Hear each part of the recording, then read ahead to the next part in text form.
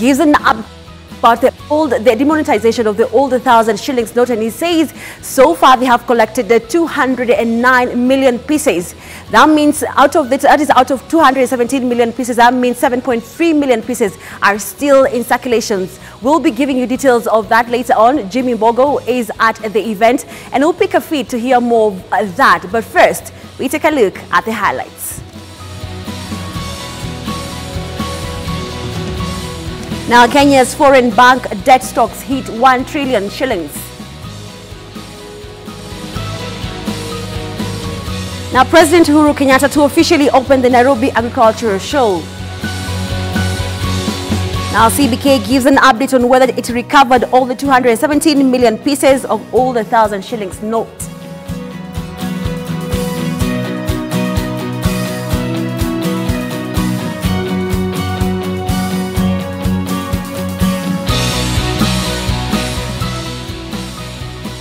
Welcome to the program. Now, Kenya's expensive debt from foreign commercial banks hit 1.09 trillion shillings by end of June, following the 210 billion shillings May Eurobond issue. Now, the loan type has grown fold over the last 4 years.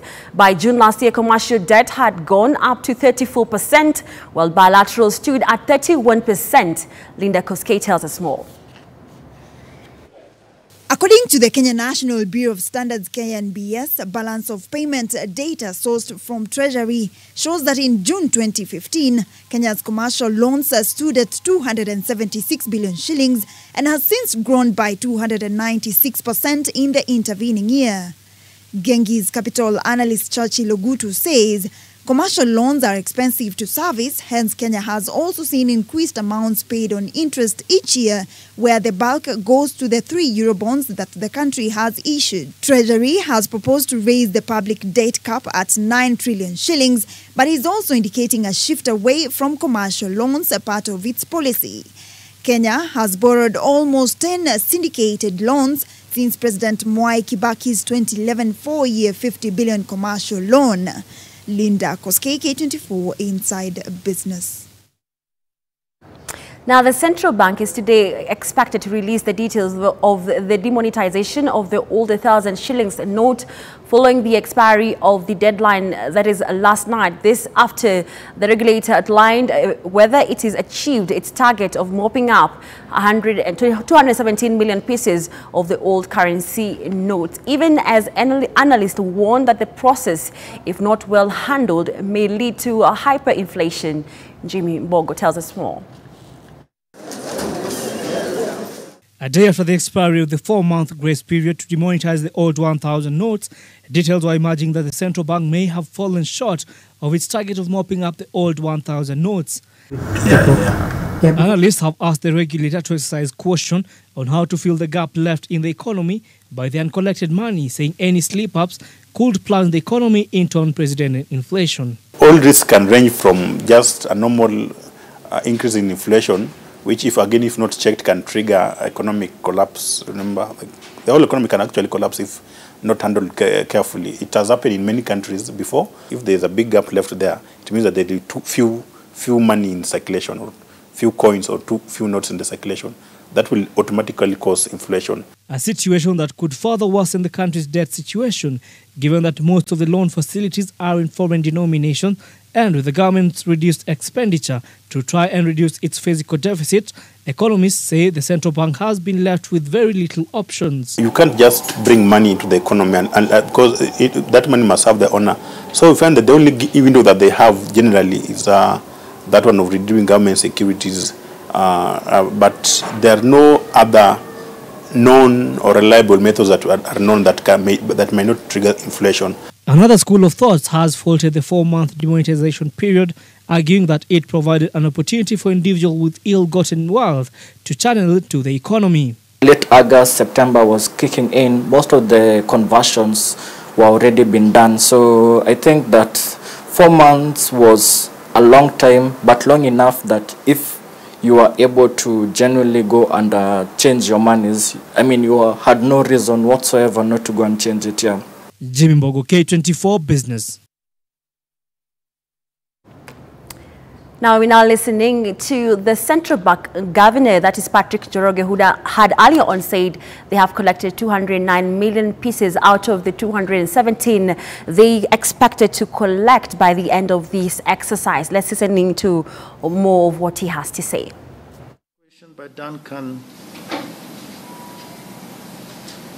I don't remember what it was. Nairobi Financial Center. Yeah. So turning into Nairobi Financial Center. I think this is an important element, frankly, colleagues, is the way we do business. And this is something that I think you and I, all of us, are responsible for. It cannot be that we glorify people that are involved in crime. It cannot be.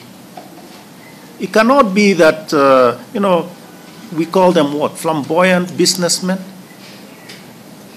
Or we call them whatever, euphemism for something else which is much more sinister. I mean, murderers are murderers. Maybe they should be called suspected murderers or whatever it is, but call them that. I mean, whether they are flamboyant or not, I have never come across a flamboyant murderer. I know maybe some of us are worried that I'm going so far off the rails, as it were.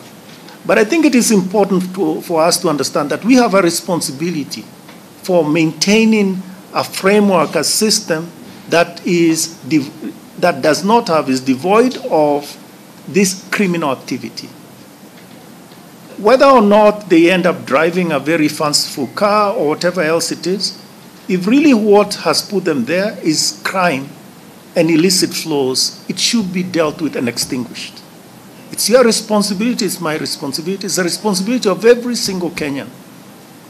We do not sit on a fence and sort of watch the whole place go to pot. We cannot do that. We have a responsibility. That is our social responsibility. Well, that is the Governor for Central Bank of Kenya giving an update on where we are with the demonetization of the old 1,000 shillings note and how much they have collected. Our reporter Jimmy Mbogo will be giving us details of that during the 9 p.m. bulletin, so do look out for that story.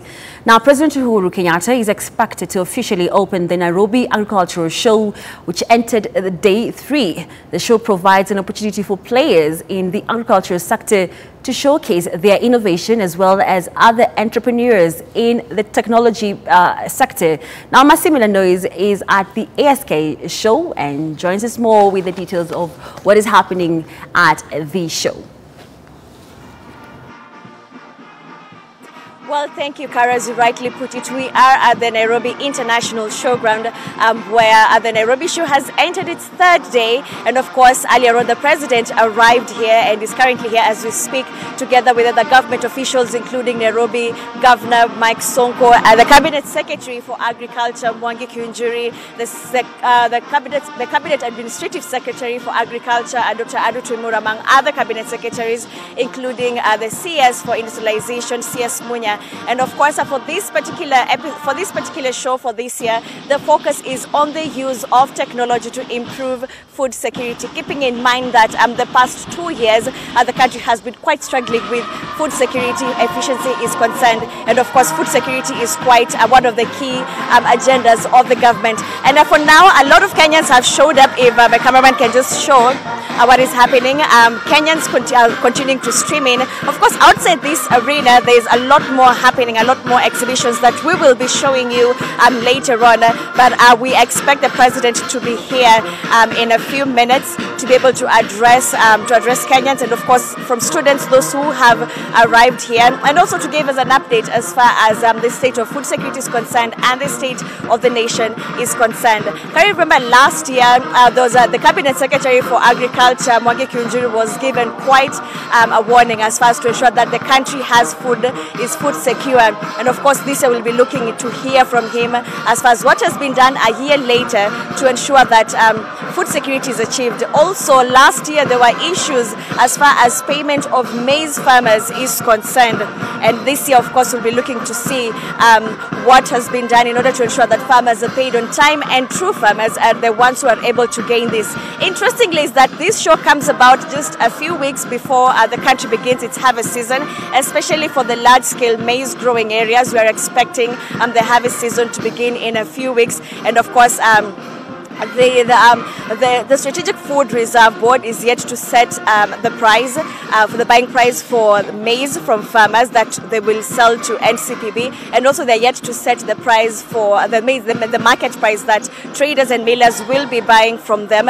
And they're some of the things that we expect to hear from here. Other opportunities that are always here for the showground is a lot of innovators always here to showcase what they have, especially from students, and these are some of the things that we'll be highlighting throughout this week, even as the show continues. But for now, it's simply entertainment, and of course, Kenyans are continuing to stream in, and of course, they're quite eager to hear from the government, particularly the president, as far as the plans for achieving food security, among other issues affecting the country, is concerned. So I'll be here to keep you up to date. Most of the representatives, key representatives from the government, are already here, and the president is still going around seeing what is being showcased, and he will be joining us here in a few minutes. But for now, what we'll be looking out for is the plans that the government has to achieve food security. The harvest season is coming up, and of course we'll be here to see what plans they have to ensure that farmers are able to get their pay, and also the issues surrounding maize will be addressed here. We'll be here to keep you up to date, but for now the show is still ongoing, and of course for any other Kenyan who wants to come, is still continuing until Sunday. But we're here to showcase what Kenyans are doing as far as food security is concerned, and also the different innovations that are there that are being put in place to ensure that we achieve food security. Last year we saw from crickets, cookies made from crickets, and of course this year we hear there's snails, and there's some of the stories we'll be looking forward to share with you along this week. Back to you in studio. Well, thank you, Milanoi, for that update. And she has rightly put it, President Uhuru Kenyatta is expected to officially open the show, and also they'll be talking about matters food security, so we'll be on the lookout for that. Now, moving on to other stories making the headlines in the world of business, stakeholders in livestock production value chain have called for the government to formulate proper policies that the laws that will enable the reviving livestock production in the country. Now, farmers complain that the sector has not been fully commercialized, therefore cannot access the international market. Yet Kenya is known to be a producer of high-quality livestock products like skins and hides. Linda Koske with that report. During a 3-day workshop on veterinary and draft livestock bill at the Kenya Agriculture and Livestock Research Organization KALRO offices in Kilifi County, stakeholders drawn from 6 counties pushed for reforms in the livestock sector. Charles Waria, who's the head of monitoring, research and evaluation, said new frameworks will secure sport for Kenya in the international market if the government introduces regulations that will directly link foreign investors with the local players. Generally, Kenya as a country is meat deficient. There's not sufficient meat to feed the local population, let alone to export. And yet Kenya is 80% arid and semi-arid, which means that there's potential to turn around the livestock sector into a productive mechanism that can create employment, can increase contribution to GDP. Meanwhile, in Baringo, livestock farmers are decreeing over the closure of Livestock Improvement Sector LIC following a fight between the Board of Management and farmers over property that hosts more than 200 Ayrshire breeding cattle. Farmers led by Mark Silo stormed the farm demanding answers on how proceeds from the company has been utilized. Tumekuwa tukichakua hata watu wetu wala wanatuwakilisha, lakini sijui ni nini inafanyika wakiingia pale ndani. Tunaposikia ni kwamba zaidi ya 1600 ama 700 ilipatikana kutoka shamba hili. Ili hali hatuoni chochote, so tunajiuliza hiyo pesa ilienda wapi? Sitting on about 600 acres, farmers say the farm ceased to serve its purpose as conflict of interest among farm management and government officers have converted the farm for commercial purposes, where irrigation of tomatoes, French beans and onions are planted without involving the stakeholders who had benefited from the farm by providing their breeds and reducing poverty and resilience to changing weather patterns. They're now calling on the government to intervene. Linda Koskei, K24. Well, thank you, Linda Koskei, for that report. Now, Kenya Pipeline has recovered 551,000 litres of oil from the Kiboko oil spill that is said to have occurred in March this year. KPC Acting Managing Director Hudson Adambi says the fuel in Kiboko spilled into a wetland following a puncture on Line 5 at around 340 kilometers of the new Nairobi-Mombasa pipeline that has since been sealed by KPC. Now, the total area that has been affected by the spill is 400 meters by 350 meters. It is not yet clear as for how long the new pipeline, which was installed by Lebanese contractor Zakim International Construction Limited, had been leaking before it was detected barely a year after it was commissioned. However, the compensation plan that had been set by KPC has been cancelled after a report revealed that water, wildlife and the surrounding environment didn't get affected by the March 30th oil spill.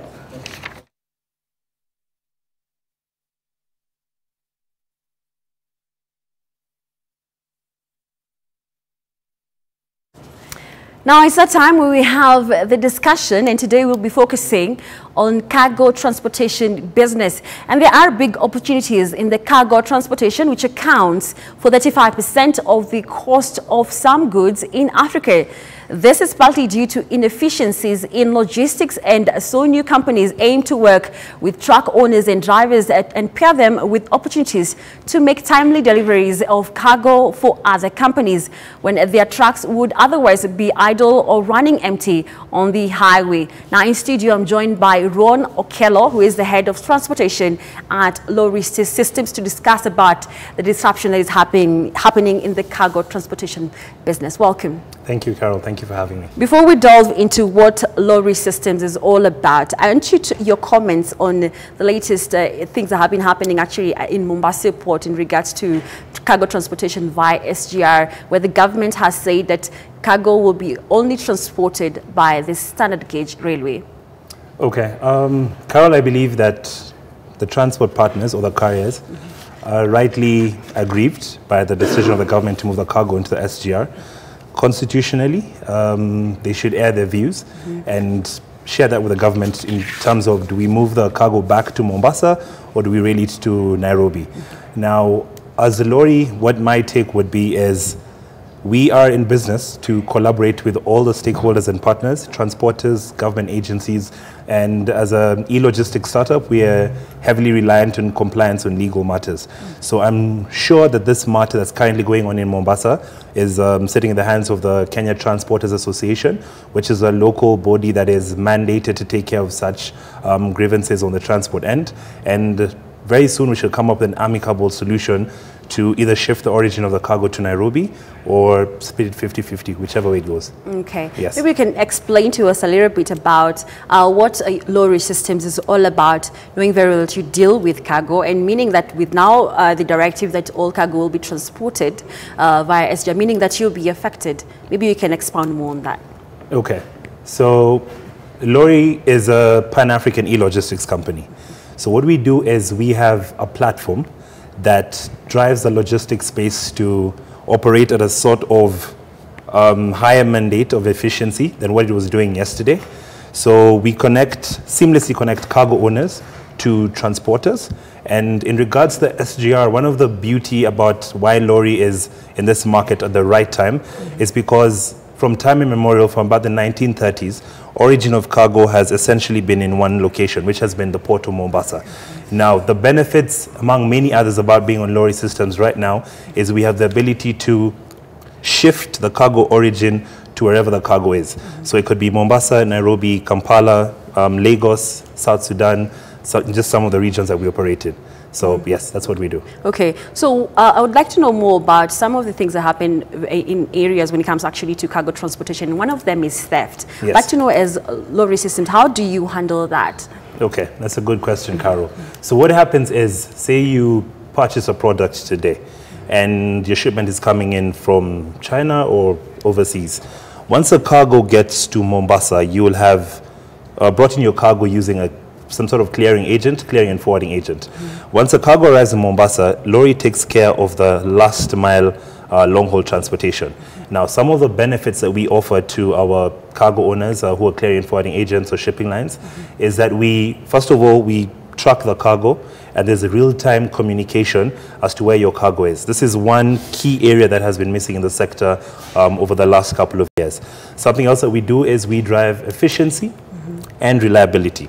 So we have been able to scale down the amount of time to deliver, to position a truck at the loading point down to under 24 hours, which in equivalent in the past was going to up to 3 days.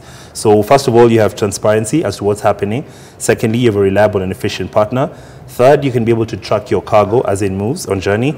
And then lastly, you have one point of contact for invoicing. Okay. Yes. When you talk about real-time communication, does it mean that you maybe have an application, maybe you install in maybe your client's phone, or how do you go about it? Okay, so on the day-to-day, this is what happens. So our clients have a lorry application, which they go into and they place an order and say, I need to move X amount of loose bulk cargo or X amount of full container loads from an origin. And please note, in this case, origin is not necessarily Mombasa. It could be anywhere within East Africa and or Ghana or Nigeria, and say, within that market, I'd like to move this cargo from point A to point B.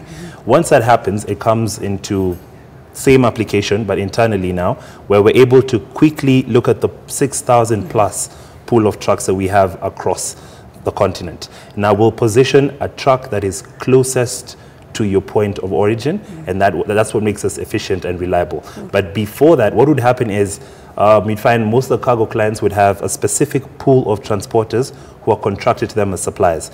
And in this market, all businessmen would never say no to an opportunity. So if the opportunity came up, they would say yes, but then apologize later for delayed expected times of arrival or not communicating, and this is just some of the things that the lorry app is able to sort out. Yes. Okay, so what's the impact maybe of the e-logistics maybe industry on the economy?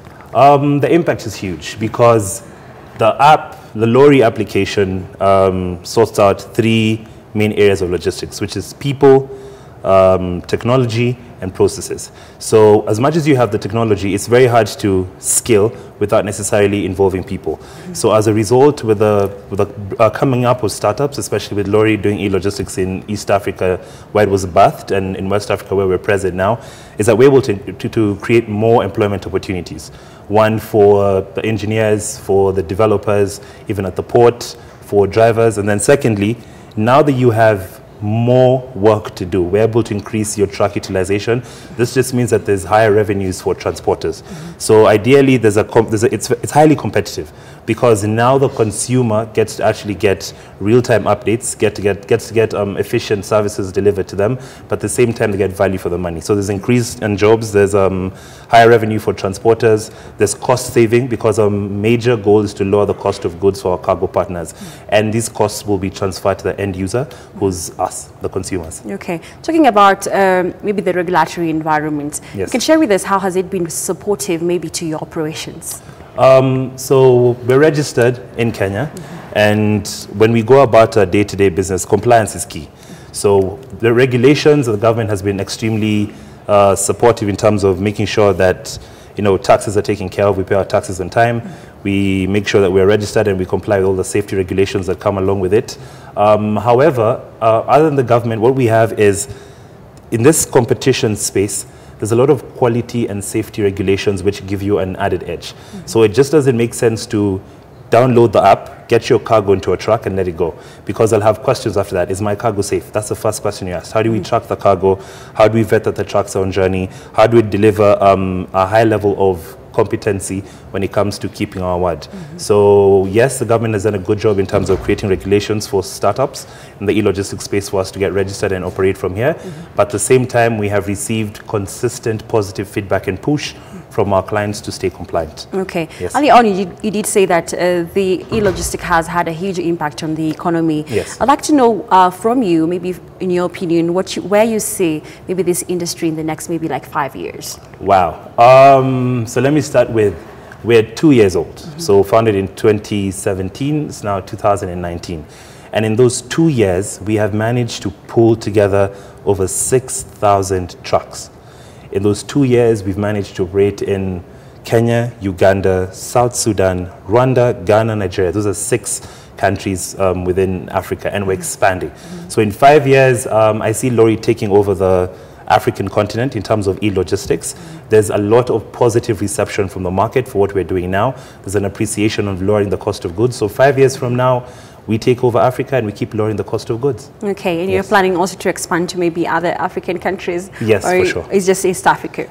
We're currently in East Africa and West Africa. Okay. So we're looking at expanding to other countries. In West Africa, we've managed to work with some very key clients like Olam, Flour Mills of Nigeria, Honeywell's Mills, and yes, that's the opportunity we have. Okay. Biggest bottleneck, I'd say, if each market has its own challenges. In the West African market, for example, there's a lack of reliability for transporters and the port is congested. So in every market we move to, the challenges are unique, but we go in with a value proposition that's in there to sort out your needs as they exist. And Lori is, we'll take care of that. Okay. Apart from maybe the challenge that you've mentioned, maybe congestion, maybe at the port, what are the challenges or numerous challenges that you've come across in the 2 years that you've been in the country?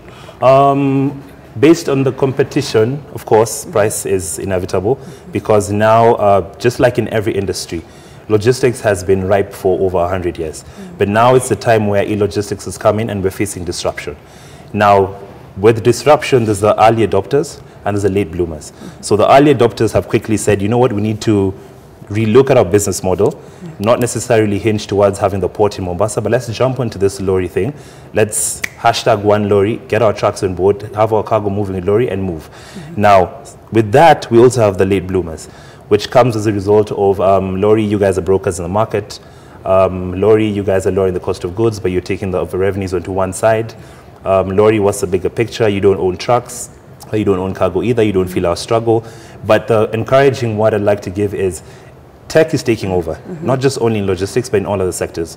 In the banking industry, just by listening to Central Bank Governor before, I mean, we've now regulated interest rates. If you look at the taxi hailing app market, that's also bringing competition. At the end of the day, tech is here to lower the cost of goods, improve efficiency, and make things better. Thank you for coming to our studios. Thank you so much, Carl, for having me. There has been Ron Okello, who is the head of transportation at Lorry System, talking about the disruption in the cargo business, that is cargo transportation business. Now we cross over now to other matters and we look at how the shares have been performing at the NSE and also how the exchange rate has been for the better part of the morning. But we start with the top gainers at the NSE and see which companies actually performed well in the better part of the morning. And we have Liberty Kenya, who is a top gainer, which market price share is 9.72, and that is a 9.95% change. Now Umeme came in second with a 7.08 market price share, and that is 6.63 price change. Now EAPCC is 18.50, that is a percentage change of 5.7 went up. Now we look at the top losers for the day. We have TPS Eastern, which market share price has been trading at 19.25, that is negative 8.77% change.